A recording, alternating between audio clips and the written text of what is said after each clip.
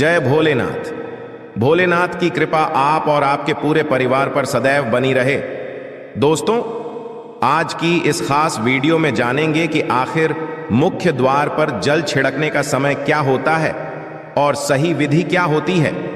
किस समय हमें जल छिड़कना चाहिए मुख्य द्वार पर? क्या मुख्य द्वार पर जल छिड़कने के लिए स्नान करना जरूरी है या बिना स्नान किए भी मुख्य द्वार पर जल का छिड़काव किया जा सकता है? झाड़ू लगाने से पहले या फिर झाड़ू लगाने के पश्चात जल छिड़कना चाहिए? और एक और प्रश्न आया है कि क्या पीरियड्स में हम अपने घर के मुख्य द्वार पर जल का छिड़काव कर सकते हैं या मुख्य द्वार पर दीपदान कर सकते हैं? और जल से ही जुड़ा हुआ एक और प्रश्न है आपका कि मंदिर में जो प्रतिदिन हम एक जल रखते हैं, उस जल का हमें क्या करना चाहिए, किस प्रकार प्रयोग करना चाहिए? क्या हम उसे खाने में प्रयोग कर सकते हैं या फिर हम किसी पौधे में डाल सकते हैं? उस जल का उपयोग किस प्रकार से होना चाहिए? और मुख्य द्वार पर जल छिड़कने से संबंधित आपका अगला प्रश्न है कि कई ऐसे लोग हैं जो कि फ्लैट में रहते हैं, कुछ ऐसे लोग हैं जो कि किराए के मकान में रहते हैं, एक ही कमरे में रहते हैं, तो उन्हें अपने घर पर मुख्य द्वार पर दीपदान किस प्रकार से करना चाहिए, जल किस प्रकार छिड़कना चाहिए, मतलब वो किस जगह को मुख्य द्वार मानकर वहां पर मुख्य द्वार से जुड़े हुए उपाय करें। तो आज की वीडियो पूरी तरह से आपके प्रश्नों पर ही आधारित है, इसलिए बहुत महत्वपूर्ण है, पूरा जरूर देखिए। और यदि आपको आज की वीडियो अच्छी लगे तो इसे लाइक भी जरूर कीजिए, क्योंकि आपके लाइक, आपके कमेंट्स ही मेरे लिए एकमात्र जरिया हैं जिनसे मुझे पता चलता है कि आपको यह वीडियो अच्छी लगती है और आपके लिए वीडियो उपयोगी है। तो यदि वीडियो अच्छी लगती है तो लाइक तो जरूर ही किया करें। इसके साथ ही कमेंट बॉक्स में भोलेनाथ के नाम का जयकारा भी जरूर लगाएं, इससे आपको पॉजिटिव ऊर्जा की प्राप्ति होती है। और यदि आपका कोई भी सुझाव हो, कोई भी प्रश्न हो या फिर कोई भी विशेष वीडियो देखना चाहते हैं तो उसके लिए भी कमेंट बॉक्स में जरूर लिखें। चैनल पर पहली बार आए हैं, यदि अभी तक आपने चैनल को सब्सक्राइब नहीं किया है तो आज के वीडियो यदि आपको अच्छी लगे तो चैनल को सब्सक्राइब जरूर करें और बेल बटन को भी प्रेस कर लीजिए। तो इससे ये होगा कि इस चैनल पर जो भी नई वीडियो अपलोड होंगी उनकी नोटिफिकेशन आपको सही समय पर प्राप्त होगी। तो अब जानते हैं कि मुख्य द्वार पर जल छिड़कने का सही समय क्या होता है और सही विधि क्या होती है। तो देखिए, यदि आप मुख्य द्वार पर जल छिड़कते हैं तो आपको ध्यान रखना है कि जल आप एक दिन पहले ही, मतलब रात को सोने से पहले, एक पात्र में कोई भी आप पात्र सकते हैं। जैसे कि आप एक तांबे का भी पात्र ले सकते हैं। तांबे का ना हो तो आप पीतल का ले सकते हैं, स्टील का ले सकते हैं, चांदी का ले सकते हैं। जो भी पात्र आपके पास उपलब्ध हो, एक लोटे में थोड़ा सा गंगा जल डाल दीजिए और उसके ऊपर शुद्ध जल भर दीजिए। और हाँ, गंगा जल ना हो तो भी परेशान होने की आवश्यकता नहीं है, सिर्फ शुद्ध जल से भी आप पत्र को भर सकते हैं। जल से भरे पात्र को अपने घर की रसोई में रख दीजिए। अब जैसे कि आप अगले दिन सुबह उठकर इस जल का छिड़काव अपने घर के मुख्य द्वार पर करेंगे। अब बहुत से भक्तों के प्रश्न आए हैं कि क्या हम स्नान से पहले ये जल छिड़क सकते हैं या फिर स्नान करना जरूरी है। देखिए, मुख्य द्वार पर जो सुबह सवेरे सबसे पहले जल छिड़का जाता है, जैसे कि जो रसोई में रखा हुआ जल होता है, ये एक तरीके से उपाय के तौर पर किया जाता है। घर में किसी भी प्रकार की परेशानी हो, किसी भी प्रकार के दुख दर्द रहता हो, गरीबी हो या फिर कलह क्लेश बहुत अधिक रहता है, मतलब किसी भी प्रकार की नेगेटिव ऊर्जा से आप परेशान हैं, बहुत समय से परेशानियों में ही घिरे हुए हैं, तो ऐसे में घर की रसोई में जल रखा जाता है और यही जल घर के मुख्य द्वार पर सुबह उठकर छिड़का जाता है। इस जल के छिड़काव से आपके घर की कोई भी परेशानी हो बहुत शीघ्र समाप्त हो जाती है। उपाय को करने से आपके घर में सुख समृद्धि भी आती है, कलह क्लेश से भी मुक्ति मिलती है, बीमारियों से भी मुक्ति मिलती है।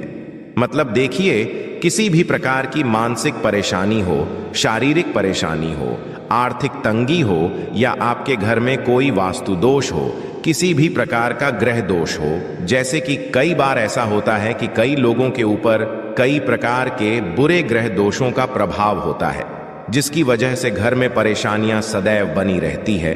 तो ग्रह दोषों के प्रभाव से भी आपको मुक्ति मिलती है, दोष और पितृदोष भी समाप्त होता है। इसके साथ ही जैसे कि बहुत से लोगों के प्रश्न होते हैं कि उनके ऊपर किसी ने कुछ कर करा दिया है, उनके परिवार में किसी भी प्रकार की पहले कोई परेशानी नहीं थी, किंतु अभी कुछ समय से परेशानियां लगातार आती ही जा रही हैं और कोई रास्ता नहीं मिल रहा है। परेशानी से निकलने का तो किसी के भी किए कराए, तंत्र मंत्र का प्रभाव हो, किसी की बुरी नजर का प्रभाव हो, तो भी आपके इस उपाय से, मतलब इस एक लोटे जल से आपकी परेशानी स्वतः ही कुछ दिनों में हो जाती है। तो यह घर की सभी परेशानियों से मुक्ति पाने का रामबाण और सबसे सरल, सबसे आसान उपाय होता है जो हमारे शास्त्रों में वर्णित है। तो आप अपने घर की रसोई में एक लोटा जल रखें, रात में भरकर, और प्रातःकाल जल्दी उठकर उसी जल से अपने घर के मुख्य द्वार पर छिड़काव कीजिए। अब जैसे कि बहुत से लोगों के प्रश्न आते हैं कि यह जल हमें किस समय अपने घर के मुख्य द्वार पर छिड़कना चाहिए, तो देखिए, सुबह सूर्योदय होने से पहले इस जल का छिड़काव आपके घर के मुख्य द्वार पर हो जाना चाहिए। आप चाहे इसके पश्चात आप शुद्ध जल से, मतलब किसी भी दूसरे जल से अपने घर के मुख्य द्वार को धोते हैं तो पश्चात में भी धो सकते हैं, कोई समस्या नहीं है।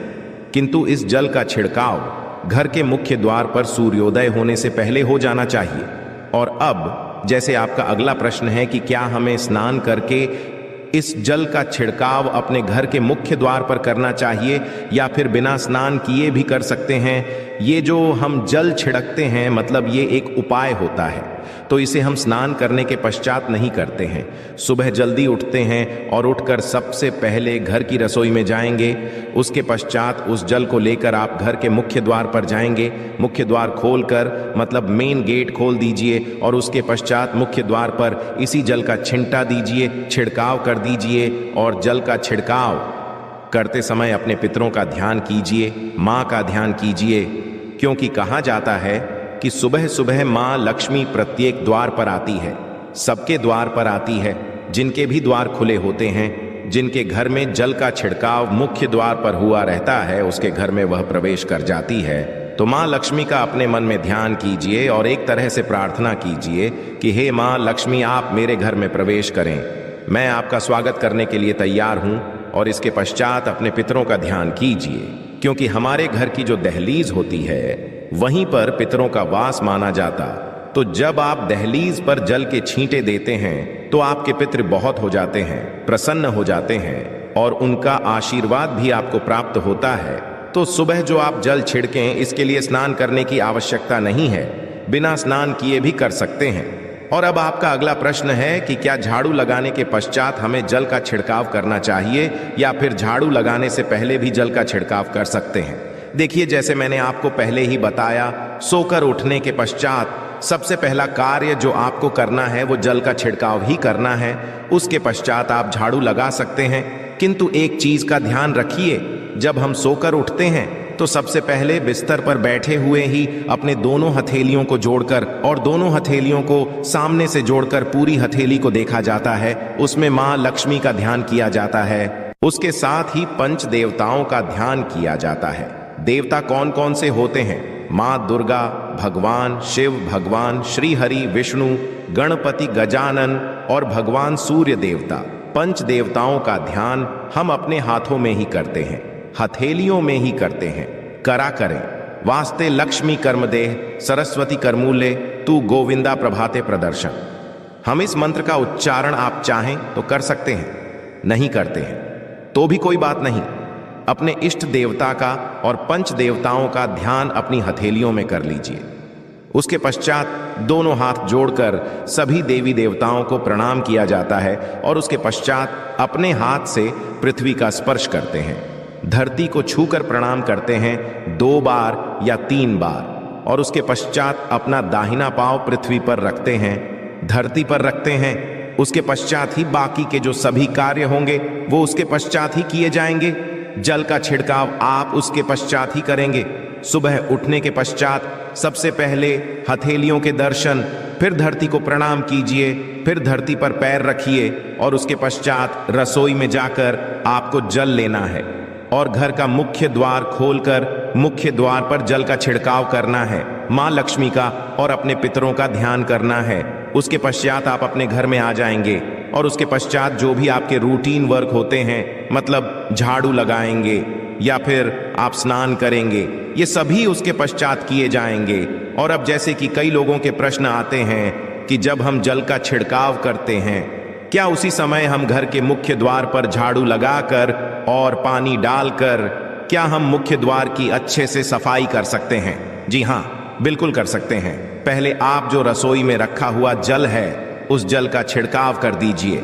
उसके पश्चात और भी पानी डालकर, मतलब यदि आपके पास जल और उपलब्ध है तो और जल, और घर के मुख्य द्वार की अच्छी तरह से झाड़ू से या कैसे भी सफाई कर सकते हैं। और कई लोगों के प्रश्न आए हैं कि हम किसी फ्लैट में रहते हैं या फिर किसी ऐसे कमरे में रहते हैं, किराए के कमरे में, कि हमारे पास एक ही कमरा है, तो हम जल का छिड़काव या फिर दीपदान कहाँ पर करें?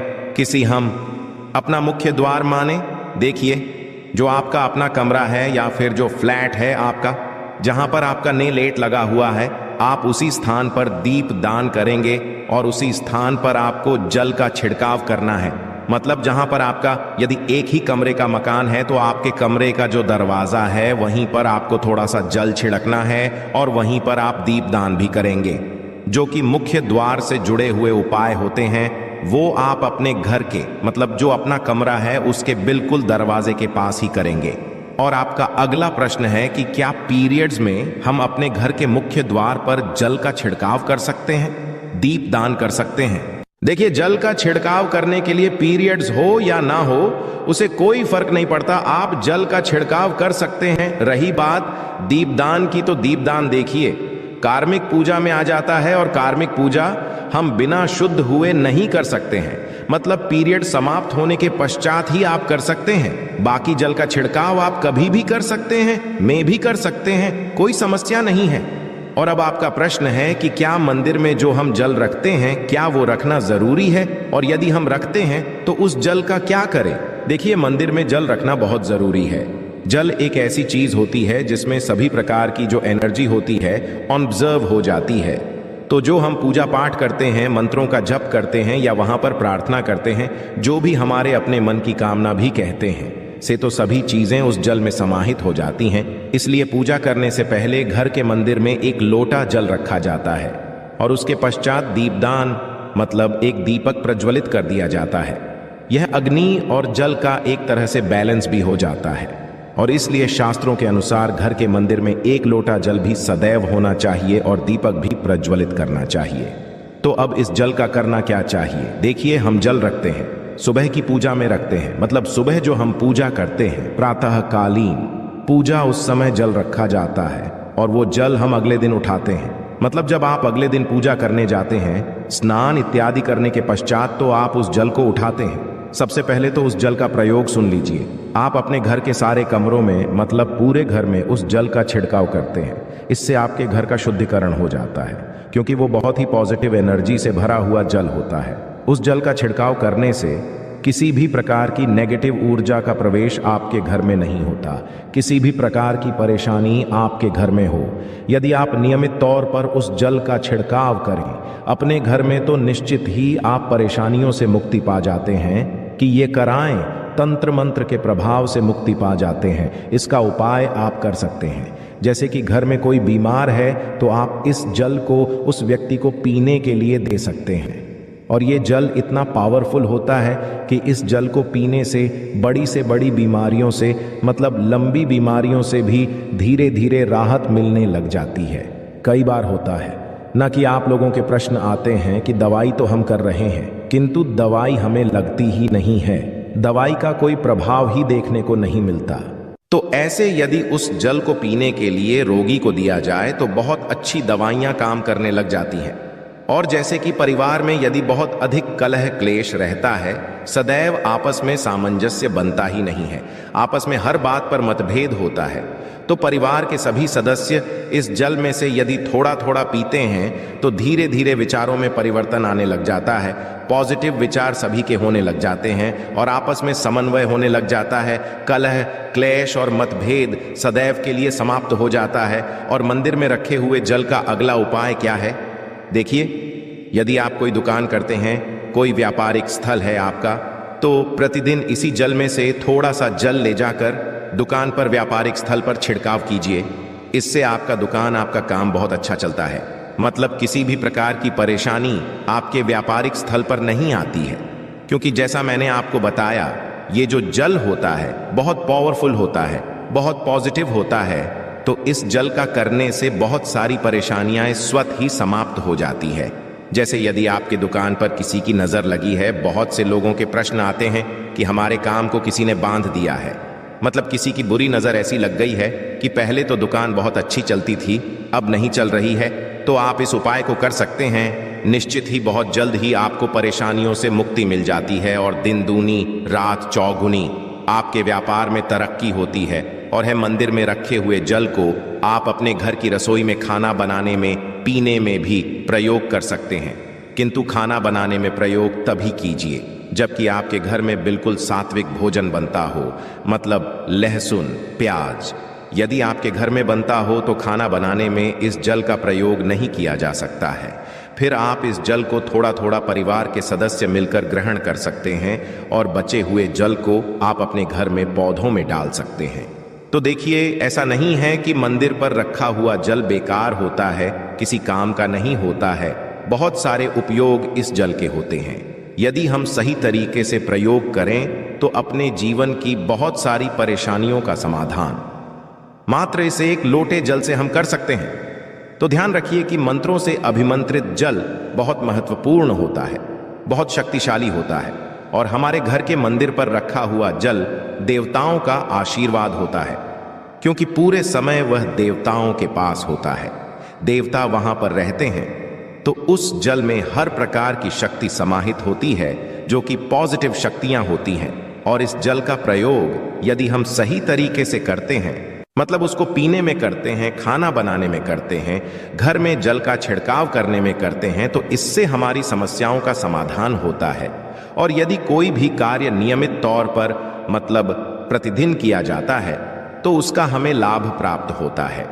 कभी कभी तो निश्चित ही आपको उतना लाभ दिखाई नहीं देगा, किंतु यदि आप नियम बना लेंगे कि हर रोज उसी जल से घर में छिड़काव करना है, घर में प्रत्येक व्यक्ति को थोड़ा थोड़ा पीने के लिए देना है, बचे हुए जल को पौधों में डाल दीजिए, दुकान पर छिड़क दीजिए, अपने घर के व्यापारिक स्थल पर छिड़काव कीजिए, बच्चों की बुक सेल्स में, अपने घर की तिजोरी में, हर जगह इस जल का छिड़काव कीजिए और नियमित तौर पर कीजिए। चमत्कार आपको निश्चित ही देखने को मिलेगा। इसी प्रकार से जो रसोई में रखा हुआ जल होता है, उसका छिड़काव अपने घर के मुख्य द्वार पर कीजिए, तो इसका भी आपको लाभ बहुत ही शीघ्र दिखाई देगा। किंतु इसे अपने रूटीन में शामिल करना होगा, प्रतिदिन नियम से यह कार्य करना होगा, तभी आपको लाभ देखने को मिलेंगे।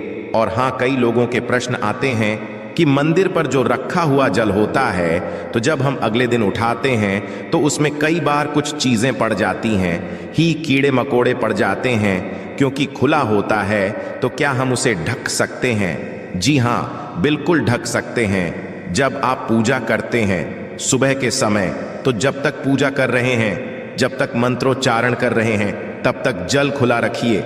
और उसके पश्चात जैसे कि आप पूजा पर से उठते हैं, तो उससे पहले जल को किसी भी प्लेट से या कटोरी से ढक दीजिए।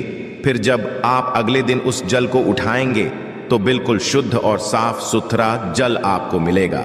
और उस जल का प्रयोग आप अपने किसी भी कार्य में कर सकते हैं।